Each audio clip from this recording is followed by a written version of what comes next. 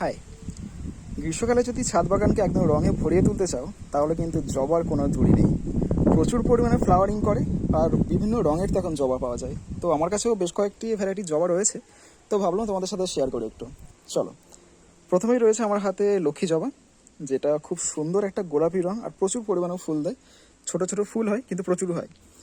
আর এখানে রয়েছে একটা হলুদ আমেরিকান ভ্যারাইটির জবা, যার ভিতরে লালের ছোঁয়া রয়েছে। আর এগুলো মোটামুটি 2 দিন করে থাকে, এগুলো কাল ফুটেছিল, আজও রয়েছে। আর তারপরে রয়েছে আমার কাছে এই কমলা কালারের জবাটা, যেটা একদম ডিপ কমলা রং। আর এটা বেশ প্রচুর পরিমাণে বড় সাইজের ফুল দেয়, কিন্তু এখন মেবি প্রচণ্ড গরমের জন্য একটু হয়তো ছোট হয়ে গেছে ফুলের সাইজটা। আর তারপরে রয়েছে আমার কাছে দেশি গোলাপি জবা, এই যে দেশি গোলাপি জবা। এই রংটা তো খুবই সুন্দর আর প্রচুর পরিমাণে ফুল দেয়, যেহেতু দেশি ভ্যারাইটি। তো যারা ছাদ বাগানে প্রথম জবার কালেকশন করতে চায় তারা এই দেশি ভ্যারাইটির গোলাপি জবা অবশ্যই রাখতে পারো। আর তার সাথেই রয়েছে দেশি সাদা জবা, এটাও সেম গোলাপির মতোই ফুল হয়। আজকের ফুলটা ফোটেনি কিন্তু রংটা সাদা, এটাও প্রচুর পরিমাণে ফুল দেয়।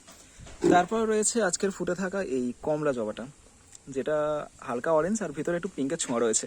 রংটা খুবই সুন্দর। আর এদিকেও রয়েছে সেম একটা হলুদ ওই রকম কমলার মতো, কিন্তু আজকের ফোটেনি, মেবি কাল পরশু ফুটবে, তখন তোমাদের সাথে শেয়ার করে দেবো। আর এইটা রয়েছে একটা আমেরিকান ভ্যারাইটির জবা, যেটা হচ্ছে চারপাশে লাইট পিঙ্ক আর ভিতরে একদম ডিপ লাল রঙের একটা ছোঁয়া রয়েছে, খুব সুন্দর দেখতে। এটা পরশু ফুটেছিল, কালও ফুটেছিল, আজকে একটু ফুলটা চুপসে গেছে। তো আবার যখন ফুটো তোমাদের সাথে শেয়ার করব।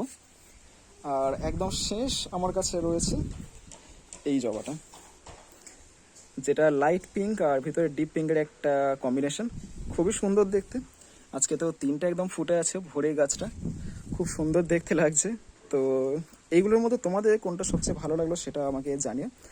আর তোমাদের কাছে কী কী ভ্যারাইটি আছে সেটা আমাকে শেয়ার করতে পারো। টাটা।